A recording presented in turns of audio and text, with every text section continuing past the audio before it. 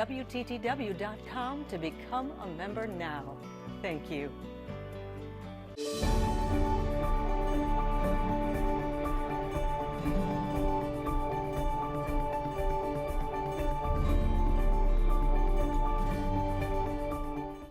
Programming on WTTW is made possible in part by viewers like you and by the following. This is our great-grandfather who had a dream in 1945 to open a family business in his name. This is our grandfather who expanded on that dream, bringing custom furniture to Chicago. This is our father and his brothers who grew that dream into the 10 showrooms here today. This is us, 4 sisters who want to make the generations before us proud while making Chicago homes beautiful. Since 1945, this is Smith. WTTW programming originates from the Renee Crown Public Media Center.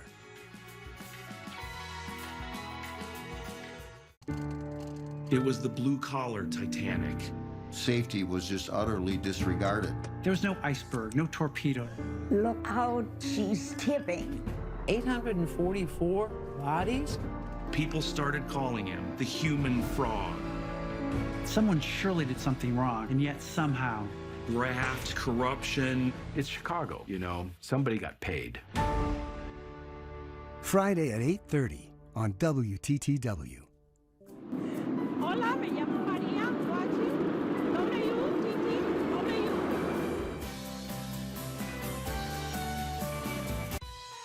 This evening's presentation of Chicago Tonight is made possible in part by Jim and Kay Mabey.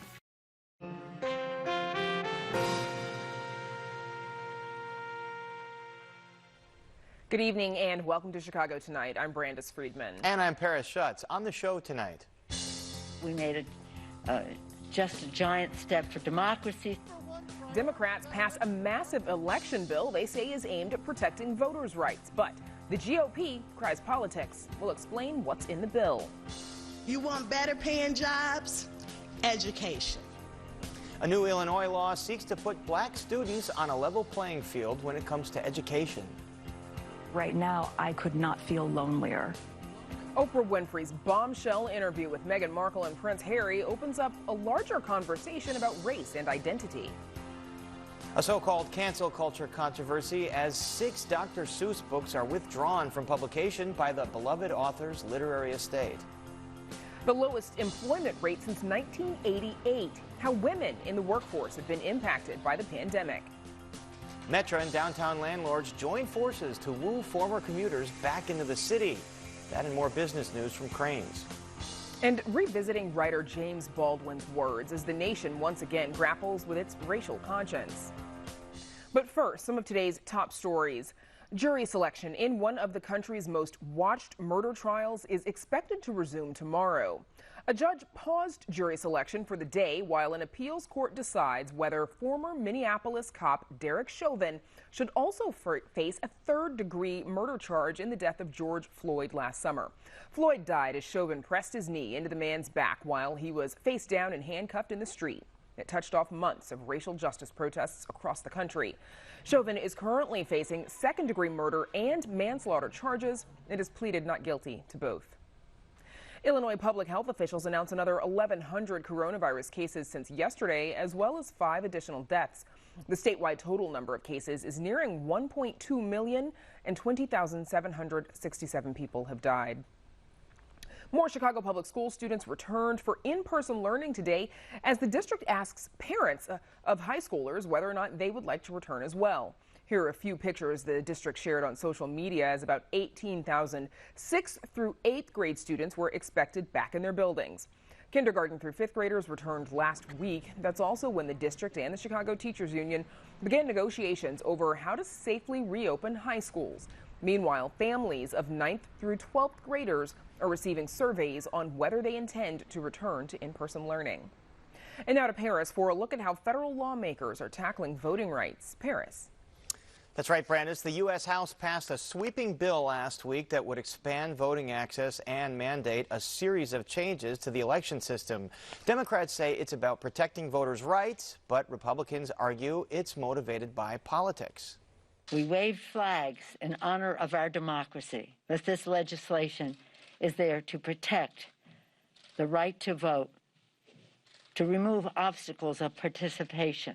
Democrat legislation only helps themselves. Democrats want to use the razor-thin majority not to pass bills to earn voters' trust, but to ensure they don't lose more seats in the next election.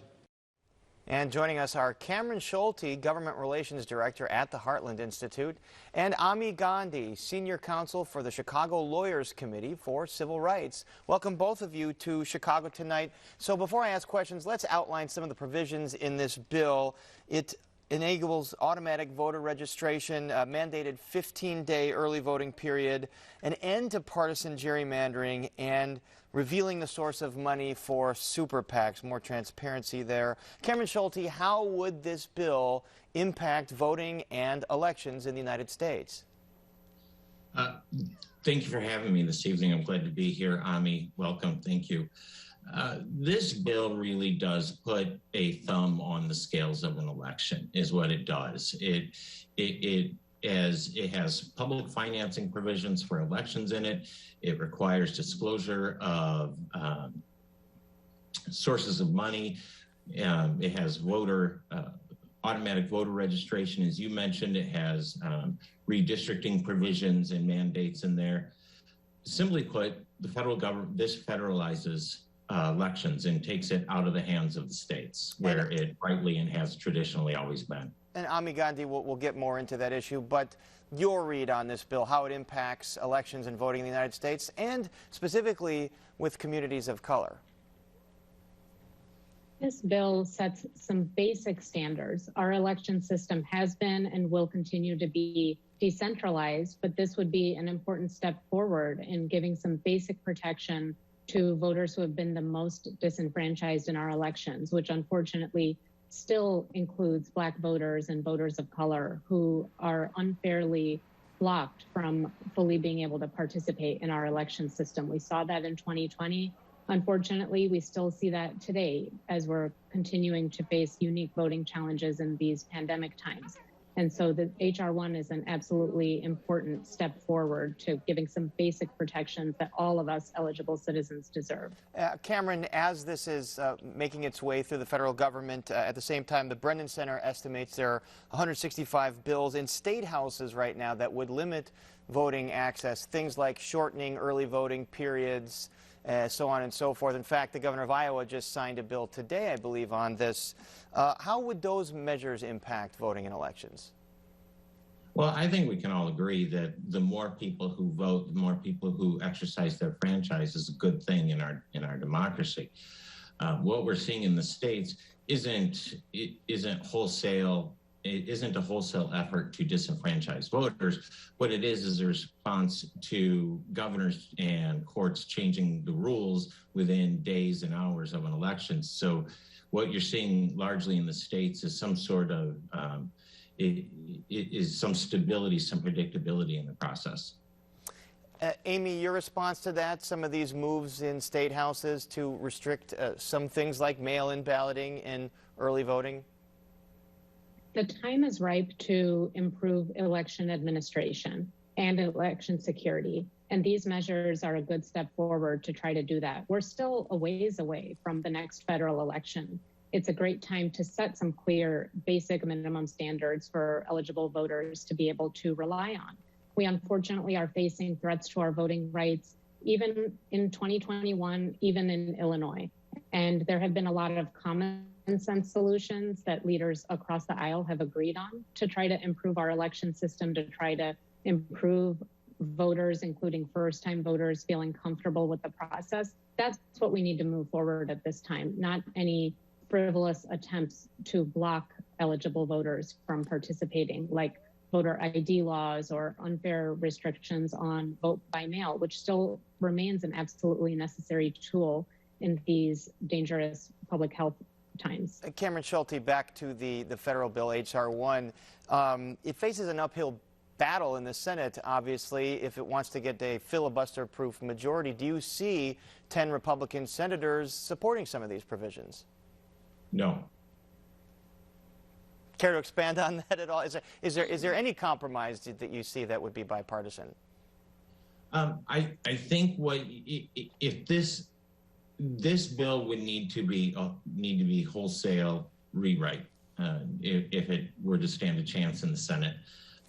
Again, many of the issues, the problems that GOP senators are going to have with this bill, as I outlined, is it usurps the authority and the capacity of the states to run elections as they see appropriate. Ami Gandhi, and, this is an important time to, I'm sorry, excuse me. This is an important time to stand up for voters and what voters are asking for. It's not about what Republicans are insisting on. It shouldn't be about what Democrats are insisting on. We're here as a nonpartisan organization. We answer voters' questions to our hotline 866 Our Vote, and we hear from voters time and time again, regardless of which candidate or party they prefer. They're looking for a more straightforward, streamlined way to be able to participate in the process, not needlessly confusing bureaucracies and hoops for them to jump through. And so we really have to value voters' voices in this process. Illinois has moved in this direction. The state's instituted automatic voter registration with an opt-out provision, expanded mail-in. How has that worked in Illinois? It's been an excellent step forward where government leaders have come together with community members to say, let's improve our system. Let's have online voter registration, election day registration, automatic voter registration. Implementation is key, and we would always like to see stronger implementation of these provisions, but they certainly are a step in the right direction. Cameron Schulte, only a couple seconds left, but say this federal law did pass, state legislatures doing something else, where would the law fall down here? Ami is an attorney, and she knows full well the federal law would override any conflicting state statutes that would be in place. Again, if they conflicted, this would be tantamount to a unfunded mandate and cost considerable amounts of money to the states as well. All right, well, we'll have to leave it there. Our thanks to Cameron Schulte and Ami Gandhi. Thanks for joining us. Thank you. And now, Brandis, we go back to you. Paris, thank you. As we mentioned earlier, Chicago Public Schools 6th through 8th grade students were able to return to their classrooms today. The first day in-person learning has been offered to middle schoolers since the start of the pandemic. It came on the same day Governor J.B. Pritzker signed a new law that aims to transform how students are taught, such that black students have a better chance at success. Amanda Venicky joins us now with more. Amanda, now this is part of the Black Caucus's legislative agenda, right? Yeah, Brandis, there has been a lot of attention on that criminal justice new law that ends cash bail, among 700 pages or so of other changes. As you noted, this is part of several measures advanced by black legislators in the wake of George Floyd's killing. And State Senator Kim Lightford says this new law focused on education is every bit as significant as that criminal justice one. You want safer neighborhoods? Education. You want better paying jobs? Education. You want less government reliance? Education. Pritzker actually signed the bill into law at Lightford's alma mater, Proviso East High School. She says for too long, inequities in Illinois' school system and curriculum upheld white supremacy, ignoring vulnerable children from marginalized communities. I have been that angry black woman, a badge I carry with pride, in demanding the inequities and injustices our children face be addressed. This is my moment of peace. My anger is gone. Gone because she says this is going to be so transformative. Now, one major reason that schools aren't on level playing fields is because they are highly dependent on property taxes. So schools in wealthy areas have a lot more money to spend on education. And this bill does not come with extra funding per se, but it does touch on everything from early childhood to higher education. And among the ways that backers say it's going to be transformative, a requirement for teaching Black history. It makes it clear that Black history is American history, and Black history is a history that every child should know about because it is everyone's history. From civilizations of kings and queens, artisans and scientists up through the Middle Passage, from the Civil War to civil rights to Black Lives Matter. High schools will now also have to include courses in computer science and foreign language.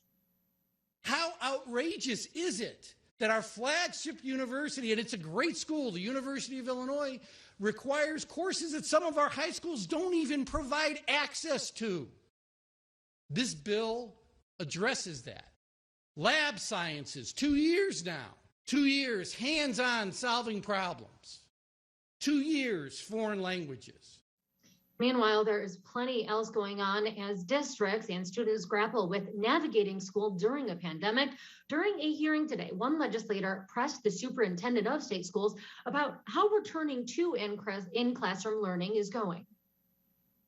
The CDC and the WHO and various other experts have clearly been stating that in-person education is safe and it's in the best interest of the students. Is that the policy or the position of yourself and the State Board of Education? Absolutely. We have messaged continuously that in-person instruction, when it is absolutely safe to do so, is the goal. And that is what we want to see more and more across our schools in Illinois, again, as long as it is safe. Ayala says 90% of Illinois districts report that they are doing at least some in-person learning. Now, that could also mean hybrid. She says that covers 89% of Illinois' 1.2 million students. But she did not directly respond when pressed by that representative about whether Illinois may use funding to incentivize in-person learning, merely saying that each of Illinois' hundreds of districts is unique. Another legislator concerned that Illinois students are still going to have to take those usual standardized assessments, even though it has been anything but a normal school year. Basically losing the fourth quarter of last year. And we're not making any exceptions or accommodations for that. And yet, I don't understand why we're setting them up for failure just so that we can tell the world, yep, we knew they'd fail and they failed. And that's not good for kids' psyche. Superintendent Ayala says that this is because of a federal requirement that those standardized exams still be given. Illinois is, however, asking for a waiver from the feds to really sort of downplay the significance of those standardized tests. But she says Illinois would chance losing on a whole lot of federal money if the state were to try to skip them entirely. Back to you, Brandis. Amanda, thank you. And now to Paris and controversy over a beloved author's literary works. Paris. Thanks, Brandis. The late author of classic children's books like The Cat in the Hat and Green Eggs and Ham is at the center of a so-called cancel culture controversy. Dr. Seuss Enterprises, which manages the author's legacy, announced last week that 6 books would no longer be published because they, quote, portray people in ways that are hurtful and wrong. Now, they say the decision was made in consultation with educators and after reviewing the author's works. But while the move was welcomed by many, the decision has not sat well with everyone.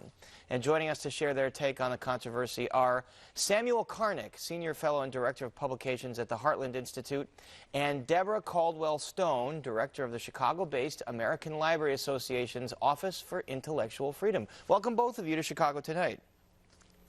Thank you very much. First, Deborah Caldwell-Stone, remind us what it was in particular about these 6 books that caused such an uproar. Basically, it was a collection of images that were racially offensive, both of African American and Asian persons. And so, as you said, the Seuss estate reviewed these books with educators and determined that they just didn't want to move forward with these books. So they're going to allow them to go out of print and stop licensing them for future use. And, you know, we have to emphasize what's important here is that they aren't asking anyone to stop reading them, taking them out of their personal collections or library collections or schools. They just made a decision that they wanted to be more responsible to the communities they serve and to celebrate for the children that they serve. Samuel Karnick, Samuel Karnick, your reaction to the move by Seuss Enterprises to do as Ms. Caldwell-Stone said, is to discontinue the publication of them. Well, it's certainly understandable. But we have to bear in mind that this is actually a decision by a private organization that has come to the conclusion that, given the controversy over the author's other works that he did during leading up to and during World War II, that a target was going to be on their backs. And they made a financial decision here to throw 6 of the books out in hopes that the entire canon wouldn't be ultimately canceled. And that's what really happened here. It's sort of like people escaping from a pack of wolves in a sleigh, and they throw a dog out to the wolves and hope that they'll be able to get away. So you're saying this was a preemptive move to perhaps prevent a bigger cancellation of Dr. Seuss. Deborah Caldwell-Stone, as someone who works with the American Library Association, you saw Chicago Public Library saying that as soon as the holds and the reservations on these books are over, they're going to take them out of circulation. What's your guidance for libraries and how to deal with these books? Well, our guidance has always been that the decision by the Seuss estate to stop publishing the books in the future is not a reason for libraries to take them out of the collections. And in fact, Paris, we're seeing a whole range of responses from libraries. A number of libraries are simply allowing them to stay on the shelf, and Naperville is one of those library systems that's doing that. And I want to be accurate about what Chicago Public is doing. Once they honor the holds, they're going to pull the books for review. And there's a number of things that could result from that. Every library has a written collection development policy that dictates what's in the collection and how they curate it. And they may well decide that these books belong in a research collection. And in fact, I'm aware that Chicago Public does have a good research collection for children's literature.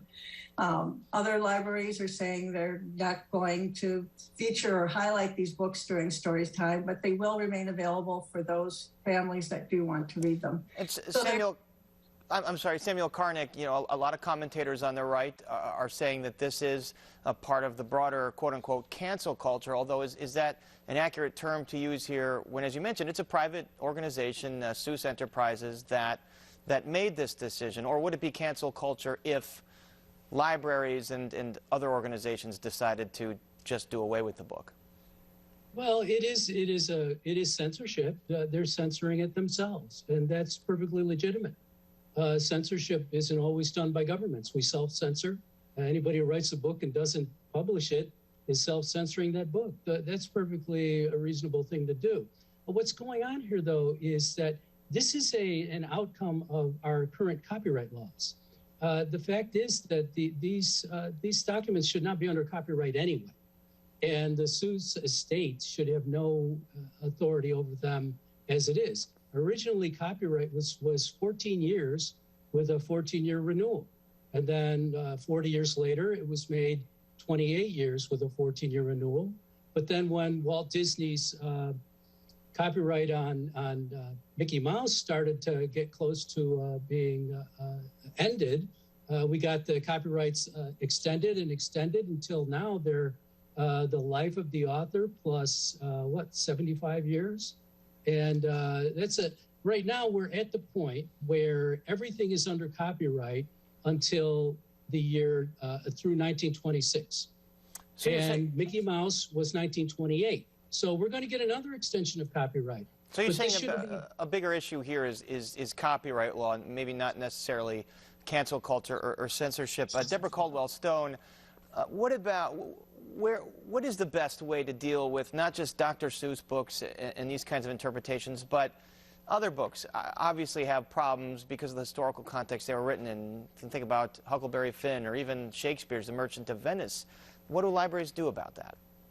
Well, what libraries do is they expand the canon, they expand their collection. There's such a wealth of children's literature today that celebrates the diverse experiences of children and their families, and that don't confront children with racist images that could be hurtful or traumatizing for them as they read the books with their parents or even on their own.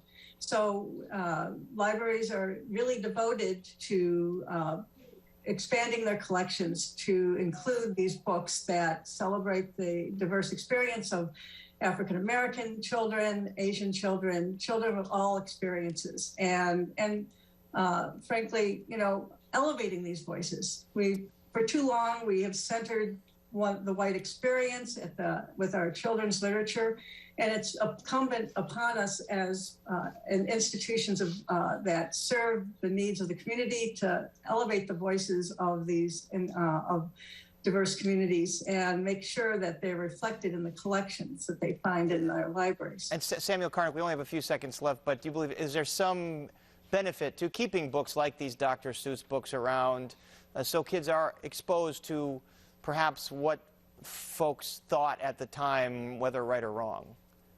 Absolutely there is. Ignorance is not a good thing. And people need knowledge and information about what the world around them looks like. And to hide it from people is foolish. Children are able to assimilate and understand these things. There's plenty that they can't quite understand, but they'll get there. Giving people freedom to read and watch and hear what is out there is a good thing, and we should never forget that. All right, a good discussion, and our thanks to Samuel Karnick and Deborah Caldwell-Stone. Thanks for joining us. Thank you. Paris. And up next, some of today's top business headlines, so please stick around. Good evening and welcome to Chicago Tonight, Black Voices. What do you believe prevents a strong coalition of Black and Latino communities forming across the communities? I want us to, as a nation, to find a way to come together. Go down the block, get it from someone local, and keep the money in the community. Black joy and the Black experience is magical.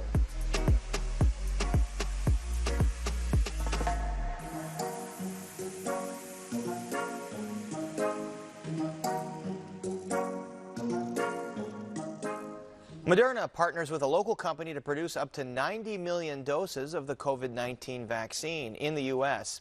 Metra and downtown landlords join forces to woo former commuters back into the city, and Mayor Lori Lightfoot announces the winning proposals for Chicago's Invest Southwest initiative. Here to go behind the headlines is Crane's Chicago business reporter Danny Ecker. Danny, good to see you. So local company here, Deerfield-based Baxter International, they're partnering up with Moderna on the vaccine. What does this partnership entail?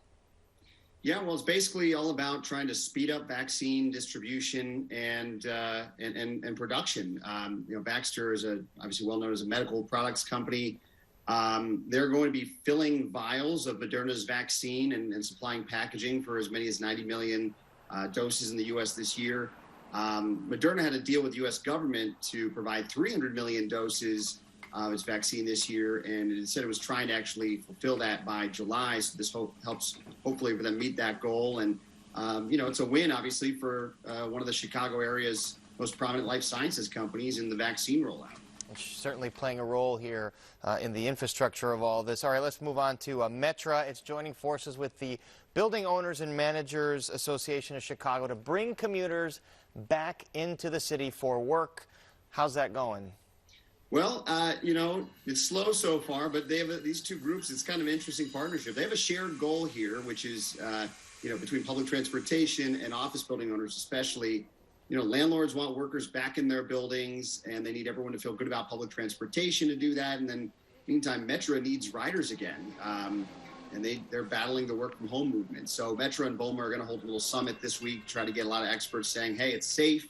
You can come back downtown. They want to stress the importance of collaboration, the challenges of working from home. And you got strong headwinds from each. You got record high vacancy for office owners, and Metra says it's only about 10% of their normal ridership that they're seeing right now. They're hoping to just get up to 40% by the end of the year. So these two groups working together, hoping that they can get people convinced that they need to get back downtown and into offices again. Certainly an open question when that wave of back to workers is going to materialize, if it materializes. All right, third story here. Mayor Lightfoot announces the first wave of winners in the Invest Southwest initiative, and this whole program is to revitalize development in south and west parts of the city.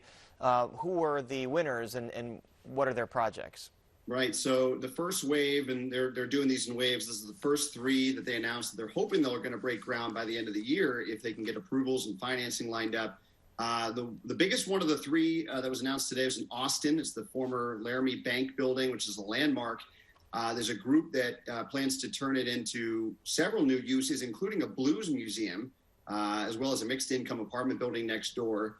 In Auburn Gresham, they actually only got one bid on this one, but it was a group of apartment developers that are planning a 56-unit affordable housing and retail project on 79th Street near Halstead. And then a really interesting one is in Inglewood, where two of the developers actually that are working on the redevelopment of the former Michael Reese Hospital site are behind the next phase, what could be the next phase of Englewood Square. You might remember that was the the shopping center that is now anchored by a Whole Foods from a few years ago. They're planning to do with this eco-food hub with a commercial kitchen, small business incubator, an event space, a plaza, and even some small greenhouses for year-round farming. You've also got Kennedy King College there, which focuses on culinary arts. All right, Danny Ecker, thank you so much. Thanks, Paris. And now, Brandes, we go back to you. Paris, thank you. Still to come on Chicago Tonight. On this International Women's Day, a look at how the coronavirus pandemic is impacting gender equity in the workplace. He won't be given security. He's not going to be given a title. Race in Britain's royal family. Reaction to Oprah Winfrey's bombshell interview with Meghan Markle and Prince Harry. And revisiting writer James Baldwin's writing as the nation once again grapples with its racial conscience. But first, some more of today's top stories. Some Chicago residents were frustrated when trying to nab a coveted vaccine appointment at the United Center's mass vaccination site. Over the weekend, the city's online portal ZocDoc was flooded with 300,000 hits per minute while trying to make 754 appointments per minute. That was at peak demand. Additionally, officials say they realized yesterday morning that just 37% of the 40,000 vaccine appointments were actually going to Chicago residents, meaning their efforts to get the vaccines to those who needed it the most had failed.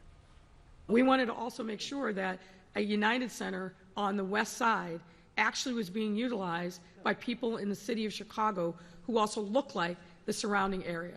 And as we studied the data from the first couple days, we were concerned about what we were seeing. City health officials declined to say how many appointments are now being reserved for suburban residents and those outside Cook County, since ZocDoc appointments have now been restricted to eligible Chicago residents. The site opens tomorrow morning and can administer 6,000 vaccinations per day at full capacity. Chicago baseball fans will be able to watch their favorite teams play in person when the season opens next month, but just a few of them. The city says both Wrigley Field and Guaranteed Rate Field will be able to allow fans to attend games, but capacity will be limited to 20%. That means no more than 8,274 fans at the friendly confines and no more than 8,122 fans on the south side. Mayor made the announcement with a video of her practicing the ceremonial first pitch. Additionally, fans will be distanced once inside the park, and there will be no cash used at concessions and retail. The home opener for the Cubs is April 1st, and a week later on the 8th for the Sox.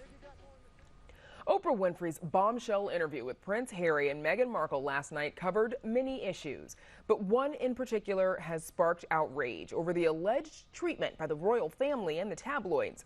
It's raised questions about racism in the family, the British identity, and what the role of this institution should be. Joining us with more are Stephen Pincus, the Thomas E. Donnelly Professor of British History and the College at the University of Chicago, and Darlene Glanton, a columnist with the Chicago Tribune. Welcome, both of you, to Chicago Tonight, and welcome back. Darlene, let's start with you, please. What was your reaction to that interview last night? I was really surprised that they were so candid. I didn't expect them to have the courage to say the things that I truly believe needed to be said. But I am so glad they did, because I think it started a conversation that is much needed on some of these issues, and certainly a conversation in the U.S. And let's hope that they're having the same conversation in the UK. Stephen, what has been the reaction thus far from people of Britain? It's been incredibly mixed. The tabloids predictably lambasted Meghan and Harry for their candidness, made fun of the claims that the royal family was being racist. And on the other side, the quality press, especially The Guardian, said, look, we knew this. We knew that the royal family has been racist and exclusive in a variety of ways. And I think it just recalls a longer debate in British history about the place of the monarchy. Does the monarchy stand for inclusion or does it stand for exclusion? And the monarchy's veered back and forth over time in terms of the way it's been manipulated and or presented itself. And I think this is will reopen a long debate about whether, in fact, the monarchy stands for an old-fashioned Little England, which is Protestant, white, and exclusive, or something which stands for a very broad multicultural British people. Now, Meghan revealed at the top of that interview of her son Archie being denied a royal title. Excuse me, not at the top of the interview, but on top of everything else, she revealed that her son Archie was going to be denied a royal title and security, and some members of the family were concerned about his skin tone. Here's a listen. And also concerns and conversations about how dark his skin might be when he's born. What? And who is having that conversation with you? What? So, Darlene, what does this say about how the family viewed Meghan to begin with? So I feel as though it was clear when I was watching the wedding on TV, where Meghan tried to blend the two cultures together, you know, for the ceremony. It was very clear to me that these were not two cultures that could be blended. If you looked at the body language and some of the actions of the folks while they were there, they seemed very uncomfortable. For instance, Prince Charles had his head buried in the program for most of it. Some of the princesses were snickering and giggling while they were singing "Stand By Me." You know, in a gospel type of way. It was foreign. It was like you had placed these folks at St. Sabina on, you know, Easter morning, and they were totally out of place. So that was not surprising to me that someone would raise that question, because in quite a number of interracial marriages, there were questions about what are the children going to look like. And that has been one of the oldest, you know, kind of racial issues that have been going on since the beginning of time. You know, why the races should not mix, because you'll be producing kids that don't look like the rest of the family. So that has long been an excuse. So it says to me that the monarchy is so far behind that they're stuck in the past, and that I don't know if they can ever come out of it. It's just too deep. And Stephen, what did this interview spark in terms of dialogue around identity in Britain, particularly for Black Brits? Yeah, I mean, I think it's sort of reviving. I mean, I'm not sure if it sparked anything. It just made it made more prominent and more evident, and gave voice to a feeling like Black British citizens were not treated equally in all sorts of ways. And I think it revived a long-standing concern. You know, obviously the whole the Windrush scandal. I mean, this is stuff which has gone on over and over and over again in British history, and it just revived those kinds of arguments. And it should be said that issues about exclusiveness with respect to the monarchy have been a major issue, you know, certainly since the 17th century, but really in the 20th century. I mean, obviously there was a great concern in 1917 about how German and Philo-German the monarchy was, which is why they changed their name from the House of Saxe-Coburg, a German name, to a very English name, the House of Windsor. But it also sort of came up with the death of Princess Diana in 1997. At that moment, the then Prime Minister, Tony Blair, stepped in and tried to portray the monarchy as inclusive, as bringing everybody in Britain in, and it was the backdrop to actually the vote on Scottish devolution, which happened later that year. The idea is that the monarchy stood for everybody. But in most cases, over the course of the 20th and 21st century, the monarchy has not stood for everybody. It stood for a very narrow definition of Britishness, as, you know. And Stephen, before we run out of time, I just wanted to ask, what are the chances that we will hear from the royal family tomorrow, now that this interview has aired in Britain tonight?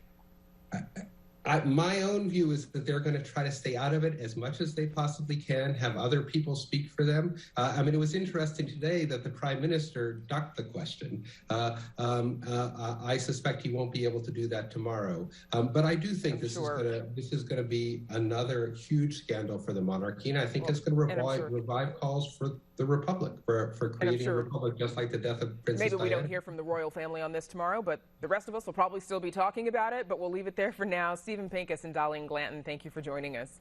Thank you. Sure. Women have lost more than 5 million jobs since February 2020. That's according to the National Women's Law Center. Throughout the pandemic, women have borne the brunt of COVID-19's impact on employment, and that effect has been even more acute among women of color. Joining us on this International Women's Day to discuss the pandemic's impact on women and a path forward are Sharmili Majmudar, Executive Vice President of Policy and Organizational Impact at Women Employed, Karina Ayala Bermejo, CEO and President of the Instituto del Progreso Latino, and Karen Norrington-Reeves, CEO of the Chicago Cook Workforce Partnership.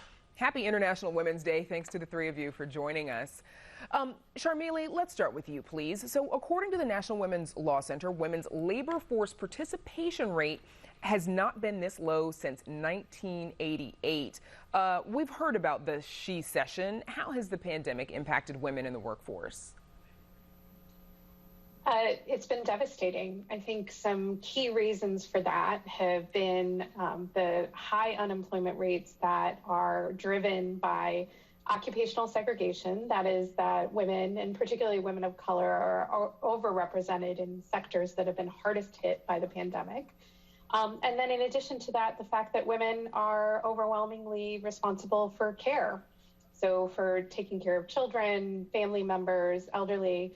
And when you have schools closed, when you have childcare unavailable, and when you're also working in jobs that often don't have flexibility or don't have policies such as paid sick leave or paid family medical leave, all of this kind of combines to push women, frankly, out of the labor force.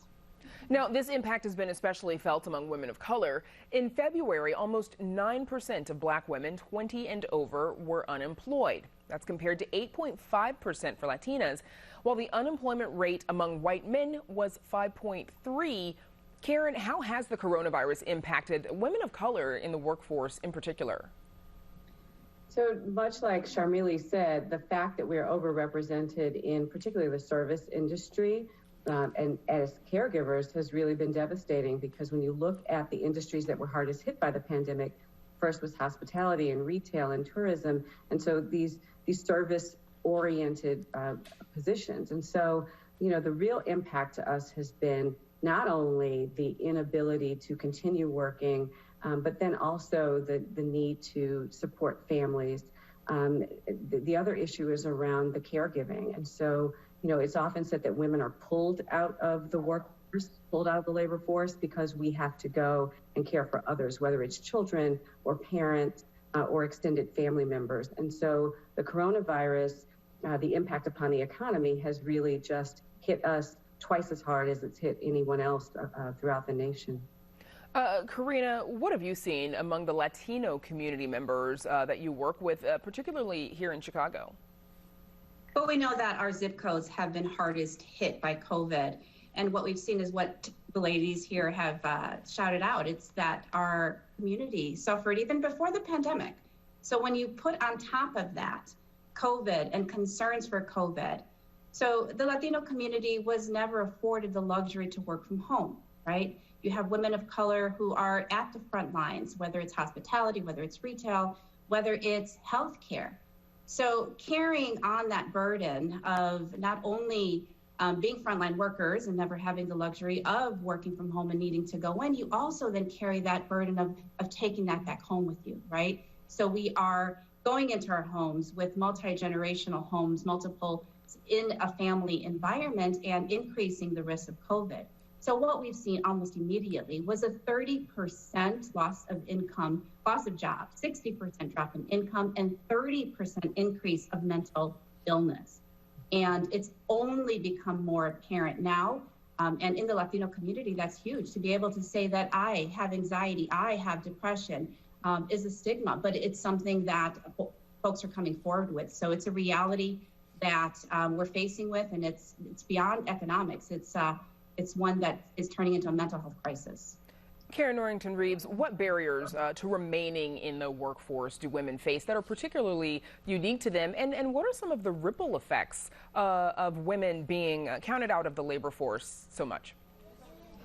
So, the ripple effects are, number one, that we're not in these positions where we have the privilege of being able to work remotely. We're also often in a lot of communities where we don't have the digital access. So there's a digital equity component here that really that's a ripple effect there. The fact that, CPS has had to have mobile trucks go into communities to boost the Wi-Fi signal so that children can actually access their remote learning with laptops. So that digital equity piece is really, really important here. Another ripple effect is the fact that when jobs are recovered, the real question becomes, what will employers do to shift practice and to accommodate the fact that we are whole beings when we come to work? We're not just workers, we're not just employees, we're caregivers, we're mothers, we are daughters. And the fact of the matter is that employers are going to have to shift their practices in order to accommodate us as whole beings. And so the real ripple effect. Go ahead. Sorry, well, I was just going to get Sharmila in here because what, will we see women returning to the workforce in the same numbers, and what are the challenges that exist as they're trying to return? That's a great question. I think there are real concerns about some of those sectors that we've already referenced and how soon they will return, at what rate they will return. We have concerns about issues like hotel workers here in Chicago being told that they won't be invited back even when the hotels do hire again, even though they've spent 10, 20 years building up seniority, building up the pay that goes with that seniority, building up benefits. So the return to work is a big concern. There's also a concern of whether or not they're going to need to be looking at other sectors, since these sectors may not be bringing your jobs back. And then as Karen was talking about, are these jobs going to be exactly the same as they were before, which weren't working for a lot of women who are cobbling together, multiple part-time jobs just trying to make ends meet? And or course, are we going to see, a new workplace that actually does provide the kinds of policies and supports that are necessary for people. Sorry to interrupt. I think a lot of folks are probably hoping that this latest COVID stimulation or stimulus bill will have a role in this as well. But unfortunately, that is where we'll have to leave it for now. We're fresh out of time. But my thanks to Karina Ayala Bermejo, Sharmila Majmudar, and Karen Norrington-Reeves. Thank you. Thank you. Thank you. Up next, what writer James Baldwin's words say about today's America in a conversation that originally aired on our Sunday program, Chicago Tonight, Black Voices. But first, a look at the weather.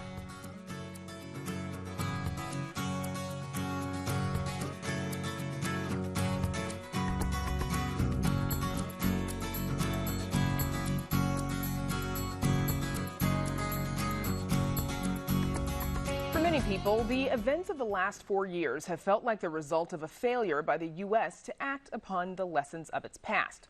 During the civil rights era, writer James Baldwin bore witness to America's second great racial reckoning in his work. The 2020 book, Begin Again, James Baldwin's America and Its Urgent Lessons for Our Own, revisits Baldwin's words as the nation once again grapples with its racial conscience. Joining us now is the author, Dr. Eddie Glaude, Jr. He's also a Princeton University professor and contributor for MSNBC. Welcome to Chicago Tonight, Black Voices, Dr. Glaude. I'm excited to be here. We're excited to have you. Absolutely. So when this book was released, it was actually last summer, June 2020. The nation was in the throes of a racial uprising. Now we are a month into a new presidential administration and 6 weeks removed from that insurrection on January 6th. Is the country, as you and as James Baldwin say, are we beginning again? I'm not sure. I'm not sure at all. I mean, in some ways, we have to read what happened on January 6th as an extension of that racial reckoning. You know, the racial reckoning isn't just about police killing us. It's also about the ways in which whiteness continues to animate the distribution of advantage and disadvantage in this country. And January 6th was really about a mostly white mob sacking the Capitol in the name of white grievance and white resentment and white hatreds. And I hope that we don't trade one fantasy for another, the fantasy of Trumpism for the fantasy of, you know, the Biden-Harris administration affirming America's inherent goodness and putting the republic back to sleep. We still have a lot of work to do. Why do you think Baldwin's writing has undergone this resurgence that we've seen recently? I think he's the most prescient writer about American democracy and race that we've ever produced. And in so many ways, he was ahead of his time, right? He's kind of misfitted, kind of forcing us to think about the problem from different angles. And we're in this moment where it seems as if what he spied on the horizon in those early days have come to fruition. And so folks are reaching for him because I think he offers the most insightful commentary on the contradiction at the heart of American democracy, right? He kept track of the serpent that always threatened to swallow whole our experiment, as it were. Now, here at WTTW, we have a little bit of our own James Baldwin archive. Here is a clip from an interview that he did with our own John Calloway back in 1985. Speaking as a writer again, sometimes you're writing a page or a sentence, and you have to change a word in the sentence. Now, when you change that word, you move that word out or put another word in, you've changed the entire page. You change the entire page. Now, one could consider that what we as Americans are going through as we approach the end of the 20th century, it might be useful to change a single word. We talk about the black problem. It might be interesting to see what would happen to the page if one decided to discuss the white problem. Now, Dr. Glaude, you argue that the country is founded on a lie, and that lie is that the black man is not a man. Thus, the country then forgives itself for the treatment that it inflicts on black people for so many years. And as Baldwin just said, that that we frame this as a black problem versus being a white problem. Then the question is, how do you convince someone of the truth when, as you say, what they've been seeing is a lie for so long? Well, I mean, in some ways, the fact that the country is broken occasions a possibility for us to kind of confront the ugliness of who we are and what we've done. At the heart of Baldwin's corpus is this radical inversion that the problem isn't us. It never has been. And so when we begin to understand that it hasn't been us, that, as Baldwin would say, I'm not the N-word. The question is, why did you need the N-word in the first place? And that inversion shifts the burden of analysis. In a moment of crisis, we have an opportunity. Now, it doesn't guarantee that people will listen. It doesn't guarantee that people will find the move compelling. But it certainly orients those of us who are trying to build the New Jerusalem differently, you see. It will orient us differently as we try to build solidarities to give, to help bring a new America into being as we shift.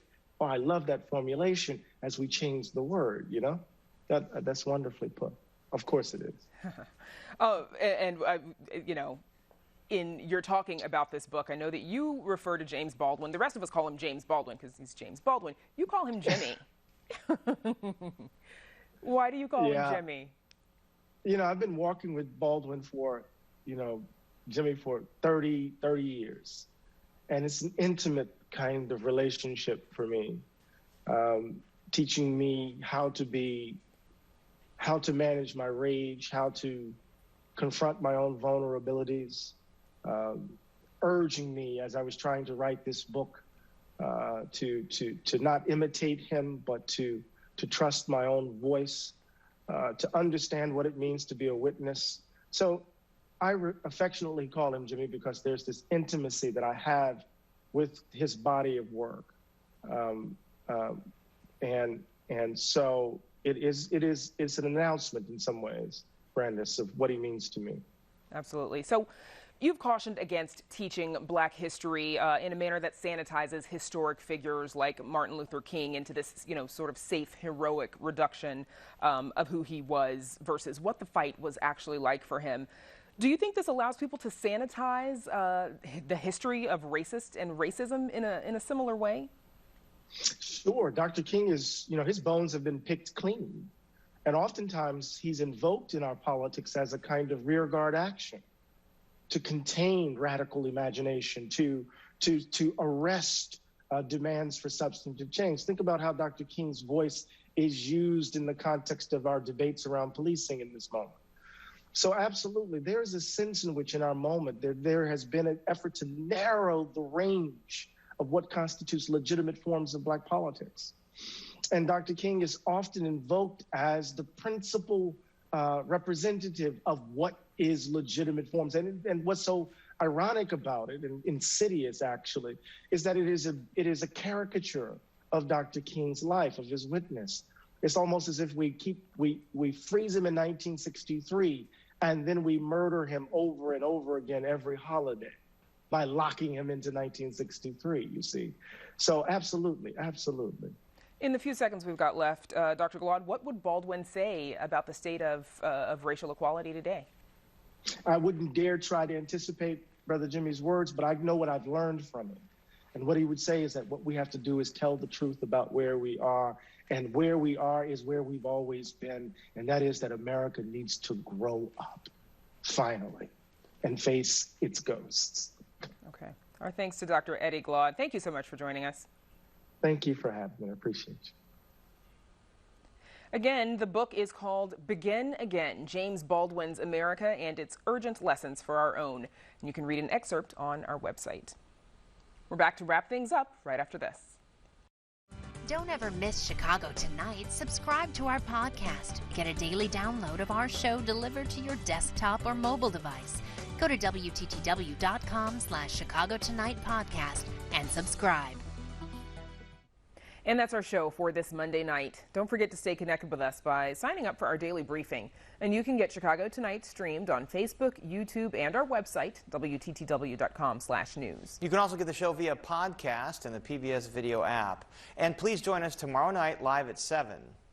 Local members of Congress are here to talk about COVID relief, voting rights, and much more.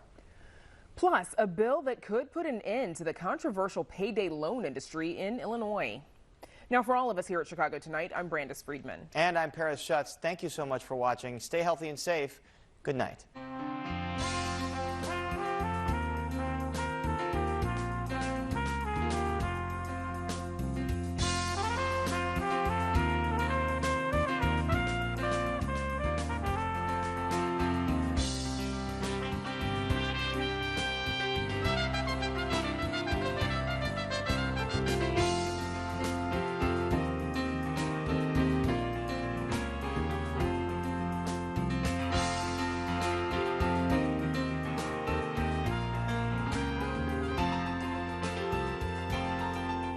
Closed captioning is made possible by Robert A. Clifford and Clifford Law Offices, a Chicago personal injury and wrongful death firm that is proud of its partners named Illinois Leading Lawyers by the Law Bulletin Publishing Company of Chicago. This evening's presentation of Chicago Tonight is made possible in part by Jim and Kay Mabey.